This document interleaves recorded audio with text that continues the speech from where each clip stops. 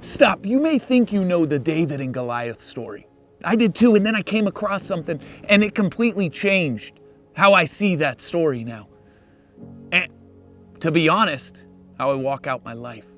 You see, they're in the valley of Elah.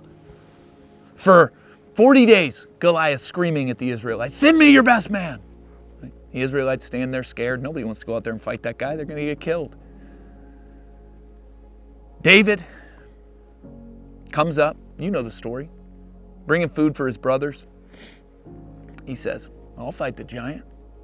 I'm not scared of him.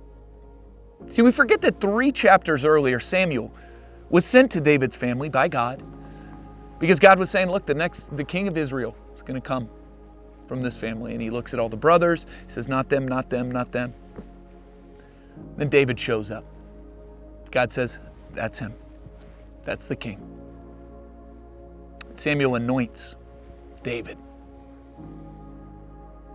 So when David shows up to that battlefield, they try to give him armor. The king does. David says, no, I'm going to step on there with 5 smooth stones and my slingshot. We look at that as courage. We look at that as bravery. It is. But it's something even more than that. It's math. He's doing the math. You see, I always thought he took 5 smooth stones because, well, he's just being smart. I thought the Bible was trying to tell us, look, be prepared. Step into what God's called you to, but also do your part. Then I found out Goliath had 4 brothers. And that changed how I looked at the story. It made David even bolder to say, I'm going to kill Goliath and then I'm going to kill your 4 brothers. So David steps onto the field. The reason why I say he's doing math is because he remembers God said, you will be king. And David knows in that moment, I am not king. So he knows he literally cannot walk off that battlefield in defeat. He knows that he will walk out of there alive. And Goliath screams at him, and David says something that we miss a lot. He says, you come at me with sword and spear, but I come to you in the name of the Lord. And he will grant me victory today. Not maybe, not if I do everything right. If I'm perfect, then God will show up. He knows.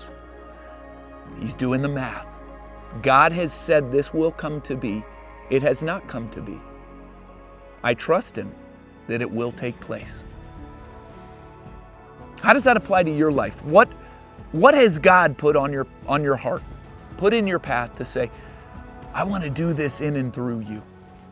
And you haven't seen it come to fruition. What battlefield are you called to that you're avoiding right now? Because it's too spooky, too scary. The world's telling you that won't work. Don't step into that. Why don't we start doing that math? Do we trust that God is who he says he is? That God is sovereign over everything? You see, I thought of this when I was reading my kids' Bible. We like to think we're so intelligent. But I was reading to my 2 young boys. And right after Samuel, you read Samuel, a couple pages, and then right after is David and Goliath story. And it made me think that's where his bravery comes from. Trusting God. God said, you will be king. David knew he was not king. Therefore, Goliath cannot defeat him. Do we trust God with that same rigor? He wants to do incredible things through your life, wants to do incredible things through my life. Find Jesus, fight culture, and spread the good news.